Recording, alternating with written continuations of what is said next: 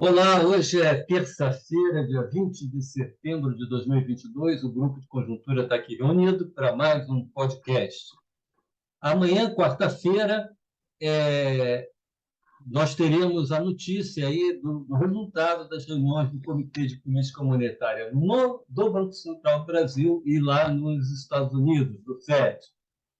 São decisões importantes e que estão sendo tomadas num ambiente de muita incerteza. São decisões muito difíceis e, inclusive, não que as opiniões do mercado sejam divididas, mas existem algumas divergências quanto a quais serão essas decisões. Então, nós vamos comentar isso, as condições em que estão sendo tomadas essas decisões, o que pode acontecer. Então, eu vou dar a palavra aqui ao Lixa para dar o pontapé inicial. É, Provavelmente amanhã, o tema principal que vai ser discutido no Copom, na verdade a reunião começou hoje, é, vai estar muito vinculado a qual é o grau de capacidade ociosa que existe na economia, tá? E qual é a situação do mercado de trabalho. O presidente do Banco Central, o Roberto Campos Neto, em algumas das apresentações que tem feito nas últimas semanas, tem destacado que esse é o tema principal que os membros do Copom vão tentar interpretar. Como a gente já destacou, digamos, nestes últimos meses, tanto o nível de atividade quanto o nível de emprego tem crescido muito mais rapidamente do que era esperado. Tá? Então, a pergunta que o Roberto Campos Neto estaria colocando é se a taxa de desemprego, que está caindo, já está abaixo ou não do que seria a taxa de desemprego natural ou aquela taxa de desemprego que permite manter a taxa de inflação estável. Tá? Muitas vezes se usa aí a sigla Nairu para destacar essa taxa. Tá? Hoje, a taxa de desemprego medida pela PNAD está em 9,3%. Então, a pergunta colocada de outra forma é qual é a taxa de desemprego natural? Alguns analistas acham que a taxa de desemprego natural pode estar por volta de 10%. Então, se está por volta de 10%, e a taxa de desemprego hoje já está em 9,3%, significa que não existe capacidade ociosa no mercado de trabalho. Na verdade, já existe algum aperto no mercado de trabalho. Mas, por outro lado, tem outros analistas que acham que, seja por causa da reforma trabalhista que foi feita alguns anos atrás, seja por causa de que a pandemia aumentou a produtividade do trabalho, essa taxa de desemprego natural pode não estar por volta de 10%, mas em um patamar menor. Tá? Por exemplo, poderíamos pensar que ela poderia alcançar 8,5%. Agora, se a taxa de desemprego natural é 8,5% e a efetiva 9,3%, ainda existe algum grau de ociosidade na economia. Tá? Então, esse é um debate que está sendo colocado tanto pelos membros do Copom quanto por a comunidade econômica que está discutindo o tema. Tá?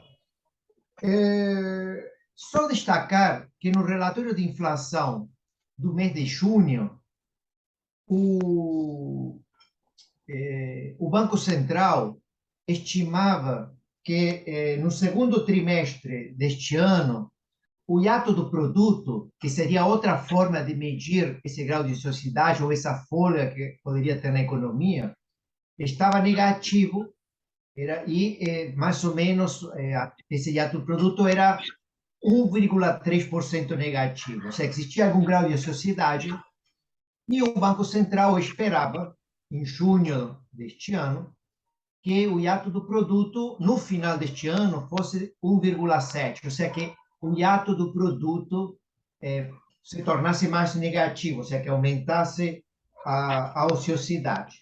Tá?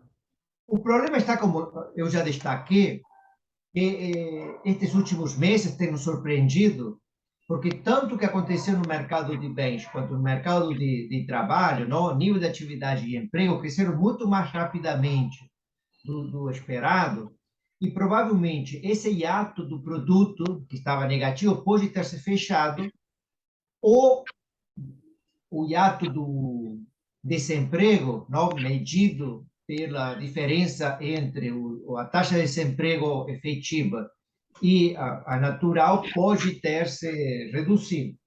Tá? Eventualmente, a gente pode estar sem folga, se for o caso.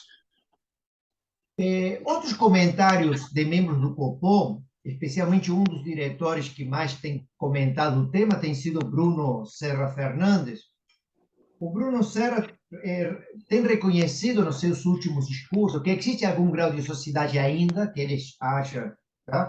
Não sei se isso representa alguma posição hegemônica dentro do Copom, ou é só a opinião do Bruno.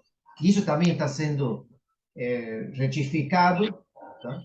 Mas ele acha que existe algum grau de sociedade, mas que esse grau de sociedade é menor do que era imaginado alguns meses atrás.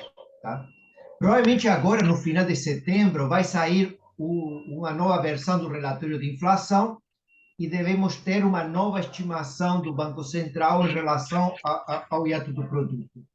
Mas, digamos, o debate que a gente tem é que nestes últimos meses o hiato do produto não tem se tornado mais negativo, mas pelo contrário, tem diminuído. Tá? Alguns analistas acham que já estaria no terreno positivo e, em consequência, estaria, de alguma forma, provocando alguns efeitos sobre a taxa de inflação. Tá? Eu acho que uma das formas que o Grupo de Conjuntura pode colaborar nesse debate não é através de estimações precisas sobre quanto que é o produto potencial ou a taxa de desemprego natural, e, em consequência, estimar esse hiato do produto e hiato do desemprego. Nós podemos fazer alguns comentários ou tentar analisar algumas evidências empíricas, seja no mercado de trabalho, seja no mercado de bens, seja sobre os índices de inflação, não? A composição desses índices, para tentar discutir esse ponto que foi colocado, não? Sobre se existiria ou não alguma ociosidade na economia brasileira. Tá? Só gostaria de destacar que a situação macroeconômica brasileira é um pouco diferente da situação macroeconômica americana, que Francisco Eduardo destacou. Amanhã teremos tanto a decisão do Federal Reserve quanto do Banco Central do Brasil sobre a decisão das taxas de juros básicas. Tá? Acho que a situação americana está muito mais definida, muito mais clara, não? No sentido de que a taxa de desemprego lá é 3,7%, pelo menos o último dado que temos sobre a economia americana, e essa taxa de desemprego, sem dúvida, está abaixo da taxa de desemprego natural, e, em consequência, não existe folga ou ociosidade no mercado de trabalho americano. Tá? Enquanto que o que estou colocando aqui é que existe alguma incerteza ou temos que discutir um pouco o objetivo hoje, discutir essa ociosidade no mercado de trabalho brasileiro. Tá? Existem vários temas para discutir, já passar a palavra para o Francisco Eduardo e o Caio. Tá? Dentro do mercado de trabalho, uma pergunta que eu gostaria de fazer, não? O Francisco Eduardo poderia discutir, é que o que está acontecendo com a taxa de participação da economia brasileira? Ela se encontra muito abaixo da taxa de desemprego que existia pré-pandemia. Esse é um ponto importante para discutir a folga do mercado de trabalho, tá? Porque essa redução da taxa participação poderia significar que existem ainda pessoas que poderiam entrar no mercado de trabalho, que estariam disponíveis para entrar no mercado de trabalho, e que ainda não fizeram, e, em consequência, existiria uma maior ociosidade. Tá? Então, esse é um tema para discussão. A outra forma, os outros temas para discussão é como que a gente perguntar para vocês, para o Caio, como que eles percebem o mercado de trabalho, se existe ociosidade ou não. Aqui tem uma forma indireta de ver isso a partir dos efeitos que tem, por exemplo, sobre os rendimentos nominais. Tá? Perguntaria para o Caio como que ele analisa os efeitos sobre o que está acontecendo no mercado de trabalho com rendimentos nominais e o que isso significa em termos de ociosidade. Tá? E um outro ponto que a gente pode discutir para ver esses efeitos indiretos é tentar abrir um pouco o IPCA e as expectativas que existem sobre o PCA dos distintos componentes, tá? Especialmente porque a redução da inflação que está acontecendo este ano, 2022, está muito associada à redução da inflação dos preços administrados, enquanto que os preços livres ficam em um patamar bastante elevado, vão ficar este ano num patamar mais elevado. Mas para o ano que vem, para continuar o processo de redução da inflação, provavelmente são os preços livres que vão ter que cair no ano que vem, e isso está muito associado a esse debate que a gente está fazendo sobre ociosidade da economia brasileira. Então, eu gostaria também de ver que opiniões tem sobre, digamos, esses dois temas, tá? O que está acontecendo no mercado de trabalho com rendimentos nominais e a taxa de participação, e o que está acontecendo com a taxa de inflação e os componentes do IPCA.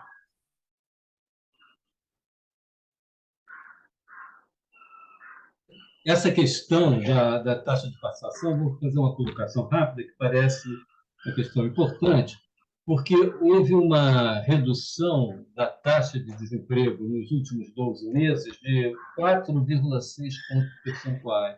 Uma redução muito grande, não se esperava que fosse cair tanto assim, está próxima de 9% agora. Então, tem toda essa discussão. Isso a despeito do processo, do ciclo de elevação da taxa de juros. Né? Então, a taxa de juros até agora não teve efeito nesse sentido. Né? E tem havido uma discussão recente, nesses dias, a respeito do fato de que, olha, mesmo que tenha caído muito a taxa de desemprego, existe aí uma folga no mercado de trabalho, poderia existir uma folga no mercado de trabalho, pela seguinte razão, porque a chamada taxa de participação, que é o percentual da população em idade de trabalhar que está no mercado de trabalho, ou seja, ou trabalhando ou procurando trabalho. Então, que essa taxa de participação ela teria caído muito na pandemia, de fato caiu muito na pandemia, e que agora ela voltou a crescer, mas ainda não chegou ao nível pré-pandemia. Então, só para dar os números que têm sido colocados, aí, com base nos dados oficiais do IBGE, em julho de 2019, essa taxa estava em 63,7%. Em julho, é sempre um trimestre, maio e julho, último, ela está em 62,7, ou seja, um ponto abaixo, um ponto percentual abaixo. Isso significaria alguma folga, no sentido que esse pessoal que saiu da força de trabalho poderia retornar e aumentar, então, o tamanho da população disponível no mercado de trabalho para trabalhar. Isso aí daria uma elasticidade, então a gente não estaria com o mercado de trabalho tão apertado assim, potencialmente. Né? Um problema em relação a essa medida é que o conceito de população em idade ativa que é usado pelo IBGE para essa finalidade, que é o cálculo da taxa de participação, são pessoas com 14 anos ou mais. ou seja, inclui inclusive pessoas, os idosos, 80, 90, 100 anos, que obviamente estão fora da força de trabalho, não estão mais em idade de trabalhar, não voltarão a trabalhar, certamente. Né? Então, se a gente fizer um ajuste nessa conta, calculando as pessoas que estão voltadas para o mercado de trabalho, quer dizer, as pessoas que estão na força de trabalho, em relação às pessoas em idade de trabalhar, entendidas como no conceito mais convencional, que até o IBGE usa em outras pesquisas, com as pessoas de 14 anos até 65 anos, que seria pessoal em idade de trabalhar, a taxa de participação em relação ao período pré-pandemia, não estaria um ponto percentual abaixo, e sim apenas 0,3 ponto percentual abaixo. Estaria muito mais próximo do que era antes da pandemia. Na verdade, muito próximo do que era no período pré-pandemia. Né? Se nós considerarmos ainda o fato de que uma parte da população que está fora que saiu do mercado de trabalho, saiu e continuará no mercado de trabalho, fora do mercado de trabalho, porque está, por exemplo, recebendo o auxílio emergencial, que alguns estudos têm mostrado isso, pode ser que não exista nem essa folga de 0,3 que eu estava falando aqui. Né? Então, isso aí, nós não temos, na verdade, uma medida precisa, como o Lixa falou, de hiato do produto ou do hiato no mercado de trabalho, mas, com certeza, ele é menor do que a gente, muitas vezes, é levado a pensar. E, aliás, o fato de que os rendimentos reais do trabalho voltaram a subir talvez seja um indicador desse fato. Né? Isso é mais um problema para o Banco Central levar em conta nas suas avaliações. Então, eu fico por aqui. Caio. Eu queria fazer algumas observações, poucas, aí sobre os pontos que o Lixa colocou, mas antes queria que, a partir do seguinte ponto. Hoje existe um amplo consenso, né, de que o ciclo de aperto, de elevação da taxa de juros, de aperto da política monetária, estaria chegado ao final, com a taxa de 13,75, que é a taxa Selic atual, ou, no máximo, haveria mais uma pequena alta adicional, que seria, aliás, da reunião de amanhã, poderia ir para 14. A maioria dos analistas acha que já teria chegado ao final, outros acham que ainda pode ter um ajuste pequeno, ajuste marginal na reunião de amanhã. O que chama atenção é o seguinte, é que, embora seja razoável esse consenso, porque, de fato, esse consenso decorre do fato de que as taxas de juros reais atuais estão muito elevadas. Então, se espera que os seus efeitos apareçam, os efeitos sobre a desaceleração um pouco do crescimento, no sentido de abrir um pouco mais o hiato de produto, de desaceleração da inflação, que é o objetivo por trás que se persegue, né, com tudo isso. Então, esse eu estou querendo chamar a atenção para o seguinte: o consenso não é porque esses efeitos desejáveis da política monetária, no sentido da desinflação, já estejam claramente visíveis. Na verdade, o que está o consenso sobre o fim do ciclo é porque as taxas de juros reais estão muito elevadas. Então, na verdade, os efeitos esperados não estão ocorrendo na intensidade que o Banco Central estaria desejando, na verdade. Então, aí entramos um pouco nas questões que o Lixa estava tocando. Quer dizer, se a gente olhar bem, o Lixa colocou muita questão que estaria por trás da reunião hoje do Copom, a preocupação com o grau de ociosidade em particular do mercado de trabalho, etc. Mas o fato é o seguinte: isso, no fundo, já é um certo deslocamento da questão, porque, na verdade, quando o Banco Central aperta a política monetária, eleva os juros, o que ele está buscando abrir o hiato do produto, ou seja, aumentar a ociosidade dos fatores. E Adicionalmente, o segundo canal que ele tenta, com isso, atingir é o das expectativas inflacionárias, fazer com que elas sejam mais convergentes com a meta de inflação que o Banco Central persegue.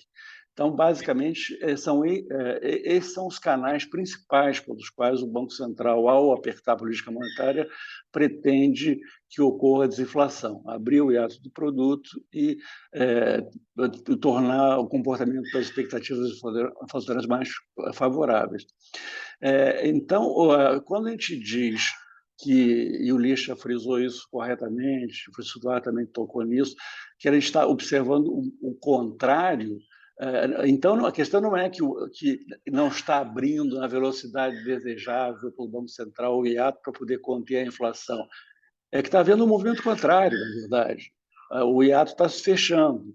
Então, discutir se ainda existe algum hiato já é um deslocamento da questão, porque a questão original não é essa.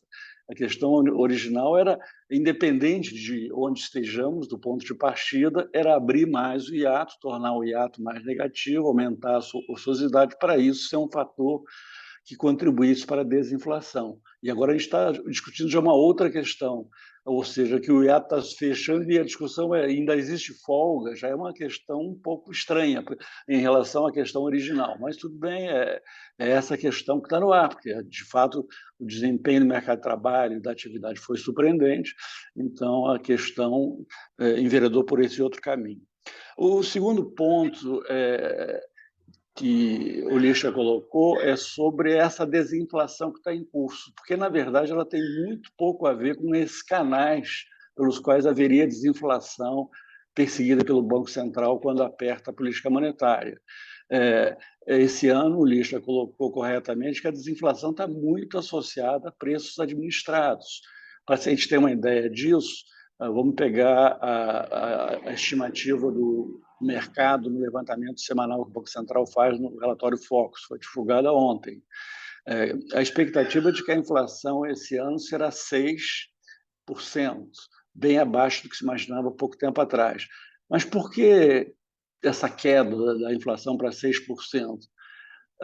Na estimativa dos analistas consultados nesse relatório Focus, por trás desses 6% tem uma deflação enorme de preços administrados, de 4,2%, principalmente por causa de combustíveis, por causa de desonerações tributárias e por causa da queda do preço do petróleo no mercado internacional, repassado aqui dentro pela Petrobras.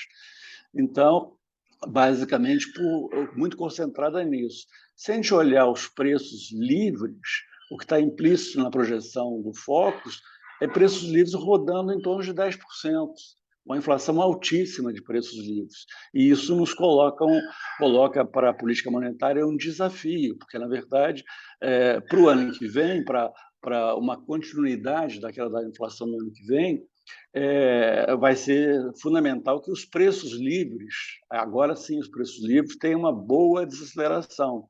Então, essa é a questão que preocupa, porque esses efeitos esperados da política monetária sobre preços livres, que é o que se espera em última análise, não estão ocorrendo na velocidade desejada. Na verdade, estão ocorrendo de forma muito tímida, muito modesta.